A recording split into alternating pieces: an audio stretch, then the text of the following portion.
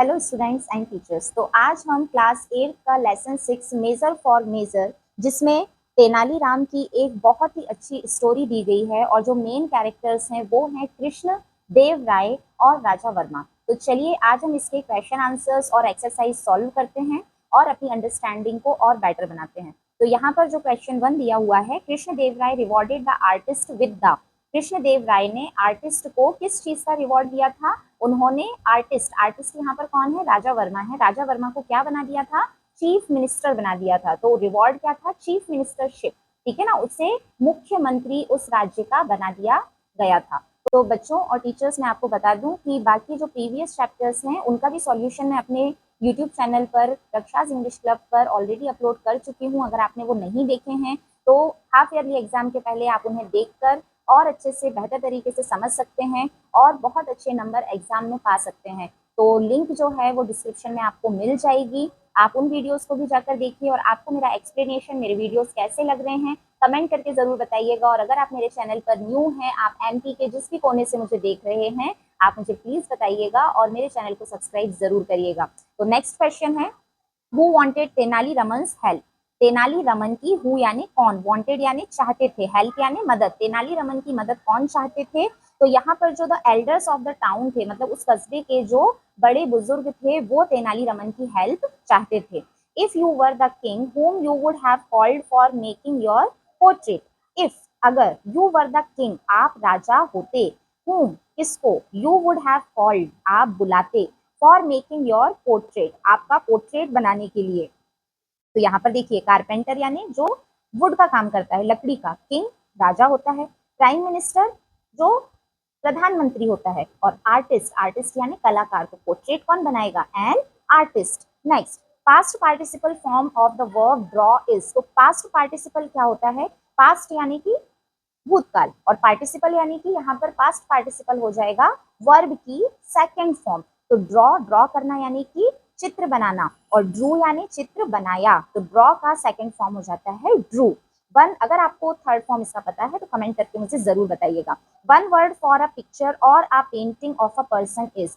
One word, आपको एक शब्द में बताना है। अ पिक्चर, किसी भी चित्र, और a painting of a person is, किसी भी इंसान की जब पिक्चर या पेंटिंग बनाई जाती है तो उसे क्या कहा जाता है? हमने अभी ऊपर क्वेश्चंस में देखिए देखा है, उसे कहा जाता है पोर्ट्रेट। चलिए अब हम आ जाते हैं फिल इन द ब्लैंक्स पर। फिल इन द ब्लैंक्स में फर्स्ट जो है ये मैंने फिलअप छोड़ा हुआ है क्योंकि आप इसका आंसर मुझे बताएंगे। Dash was known for his patronage of poets, ठीक है ना, वो कौन था जो कवियों को शरण देता था, कवियों की जो प्रतिभा है उसको पहचान कर अपने यहाँ पर उन्हें इज्जत से एक अच्छे पद के साथ जगह देता था, वो कौन था? तो मैं आपको यहाँ पर ऑप्शन देने वाली हूँ। हमारे 3 मैन कैरेक्टर्स हैं। फर्स्ट है तेनालीराम, आप बहुत अच्छे से जानते हैं तेनालीराम अपनी बुद्धिमत्ता के लिए जाने जाते थे, उनकी विजडम के लिए। सेकंड है राजा वर्मा, राजा वर्मा कौन था? आर्टिस्ट था। और कृष्ण देव राय। तो इन तीनों में से पैट्रोनेज ऑफ पोइट्स के लिए किसे जाना जाता था? आप उनका नाम यहाँ पर लिखेंगे और मुझे भी कमेंट करके जरूर बताएंगे। सेकंड है राजा वर्मा ड्रू इमेजेस, राजा वर्मा ने इमेजेस बनाई थी। ड्रू हमने अभी देखा, ड्रॉ का सेकंड फॉर्म है।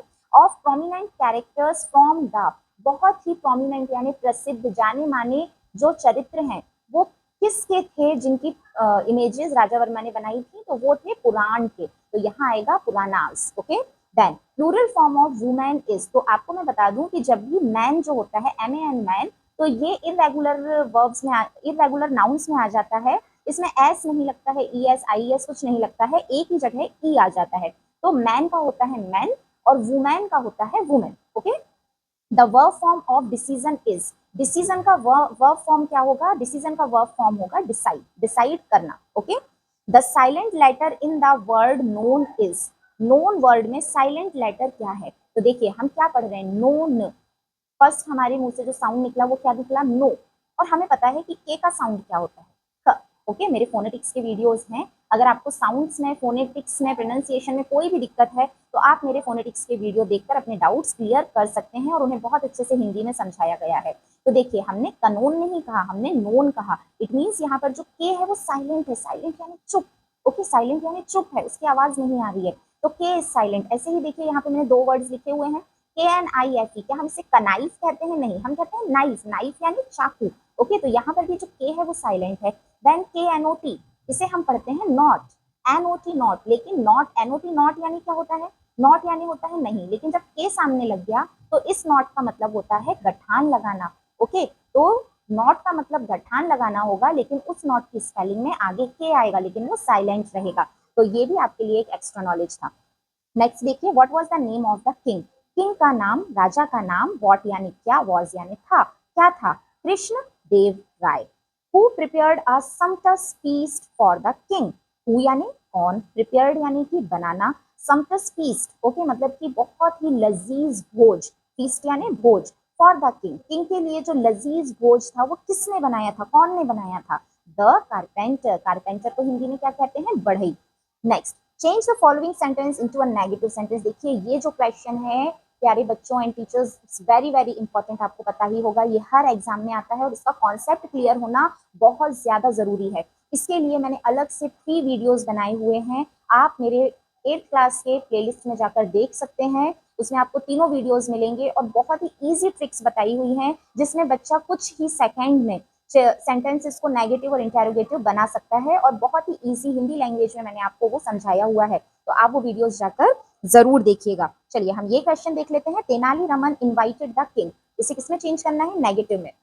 शॉर्ट में मैं आपको कॉन्सेप्ट बता देती हूँ। यहाँ पर हम देख रहे हैं कि वर्ब की सेकंड फॉर्म दी हुई है और हेल्पिंग वर्ब जो है वो प्रेजेंट नहीं है। इनकेस जब हेल्पिंग वर्ब प्रेजेंट नहीं होता है तो वहां पर हमें लगाना होता है डिड, और क्योंकि हमें नेगेटिव सेंटेंस बनाना है तो डिड के बाद आ जाएगा नॉट, और जब डिड किसी भी सेंटेंस में आता है तो वहां पर फिर जो वर्ब किसी भी फॉर्म में हो वो फर्स्ट फॉर्म में चेंज हो जाती है। तो हमारा जो सेंटेंस बनता है वो है Tenali Raman did not invite the king. आप इसे और डीप में समझना चाहते हैं, अच्छे से समझना चाहते हैं, तो उन वीडियोस को जाकर आप जरूर देखिएगा। Next, change the gender of the word king. Gender क्या होता है, लिंग होता है। अगर जेंडर लिखा हुआ है, स्त्रीलिंग है तो पुल्लिंग में बदलिए, पुल्लिंग है तो स्त्रीलिंग में बदलिए। Change the gender of the word king. King का जो जेंडर होगा वो क्या होगा, क्वीन होगा। अगर यहाँ क्वीन होता तो यहाँ पर किंग हो जाता। चलिए नेक्स्ट क्वेश्चन हम देख लेते हैं। What was Krishna Deva Raya known for. Krishna Deva Raya को किस लिए नोन यानी जाना जाता था, क्योंकि वो जो भी कलाकार होते थे उन्हें अपने पास शरण देते थे, उन्हें इज्जत देते थे, उसके लिए उन्हें जाना जाता था। तो शरण देना, इज्जत देना, पद देने को कहा जाता है patronage. He was known for his यानी उसके, पैट्रोनेज। अब किस किस को पैट्रोनेज देते थे, पोइट्स कवियों को, स्कॉलर्स, स्कॉलर्स यानी शिक्षाविद, एंड फाइन आर्ट्स यानी कि जो भी कला प्रिय लोग रहते थे उन्हें। Next, why did the people not dare to complain about Raja Varma to the king। why यानी क्यों, dare यानी हिम्मत करना, complain यानी कि शिकायत करना, किसके बारे में, about यानी के बारे में, राजा वर्मा, राजा वर्मा के बारे में कंप्लेन करने के लिए not dare हिम्मत नहीं कर पा रहे थे लोग, किससे कंप्लेन करने के लिए, किंग से। why यानी क्यों, ऐसा क्यों, क्योंकि राजा वर्मा जो था वो कृष्ण देव राय का बहुत प्रिय था। जो राजा थे वो उसे बहुत ज्यादा चाहते थे, उसे बहुत ज्यादा इज्जत देते थे, इसलिए। तो आंसर होगा the king was very fond of Raja Varma. Next, imagine you are a king. आपको ये इमेजिन करना है कि आप एक राजा हैं। What would you like to do for your kingdom. आप अपने राज्य के लिए क्या करेंगे। यहाँ पर मैंने अपने हिसाब से एक आंसर लिखा हुआ है, अगर आप कुछ और लिखना चाहते हैं तो मुझे कमेंट करके जरूर बताइएगा कि आपने क्या आंसर लिखा है। नेक्स्ट क्वेश्चन देखते हैं, punctuate the given sentence in rewrite. Punctuate करना यानी कि पंक्चुएशन लगाना, विराम चिन्ह लगाना, ठीक है ना, जो भी चिन्ह होते हैं हमारे टेक्स्ट में, लैंग्वेज में, वो लगाना, ठीक है। उसी से हमें पता चलता है कि क्वेश्चन है, कहाँ रुकना है, कहाँ पर हमें कैसी ध्वनि निकालना है, और उसी से जो हमारी अभिव्यक्ति है, हमारी भाषा की अभिव्यक्ति है, वो और ज्यादा इंप्रेसिव हो जाती है। तो चलिए यहाँ हम देख लेते हैं, how did you get this funny idea. How यानी कैसे। जब हाउ से कोई भी सेंटेंस स्टार्ट हो रहा है मतलब कि वो क्या है, क्वेश्चन है। सबसे पहले पंक्चुएट में हमें ध्यान रखना होता है कि फर्स्ट लेटर जो होता है किसी भी सेंटेंस का कैपिटल होता है, तो यहाँ पर जो एच है वो हम कैपिटल बना देंगे। Then how did you get this funny idea, क्योंकि ये एक क्वेश्चन है तो लास्ट में आके आपको क्वेश्चन मार्क लगाना है। बस ये दो ही चेंजेस यहाँ पर होंगे। Next, wow the food is very tasty.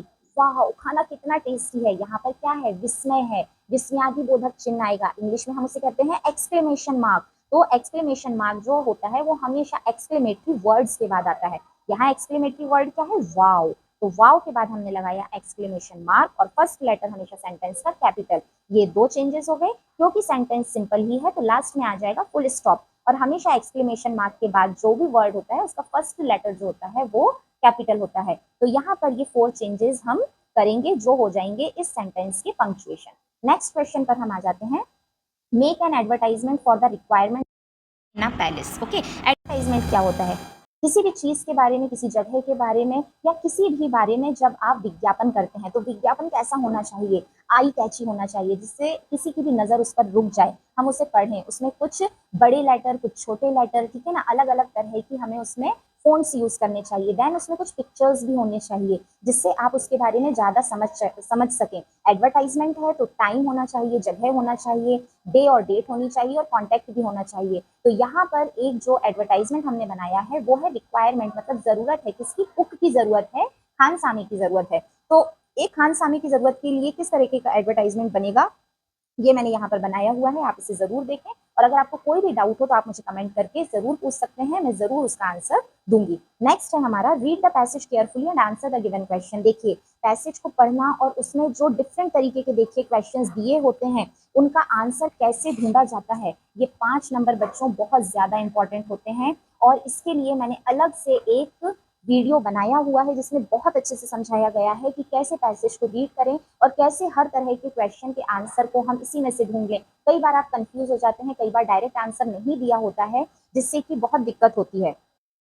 तो उस वीडियो को आप जाकर ज़रूर देखें, बहुत ही इंपॉर्टेंट वीडियो है अनसीन पैसेज का। बहुत ही सिंपल लैंग्वेज में बहुत ही अच्छे तरीके से वहाँ पर समझाया गया है कि कैसे आप हर तरीके के क्वेश्चन के आंसर अनसीन पैसेज में से ढूंढ सकते हैं और अपने 5 नहीं, कम से कम 10 से 15 नंबर के और हायर क्लासेस में तो 20 से 25 नंबर के अनसीन पैसेज स्टैंजाज आते हैं, तो ये नंबर हमें गंवाना नहीं है। तो कैसा लगा आपको आज का मेरा वीडियो, इन्फॉर्मेटिव था या नहीं, आप मुझे कमेंट करके ज़रूर बताइएगा। और हाँ, मेरे चैनल पे न्यू है तो प्लीज़ कर दीजिए मेरे चैनल को subscribe and press the bell icon for the upcoming videos. Thank you.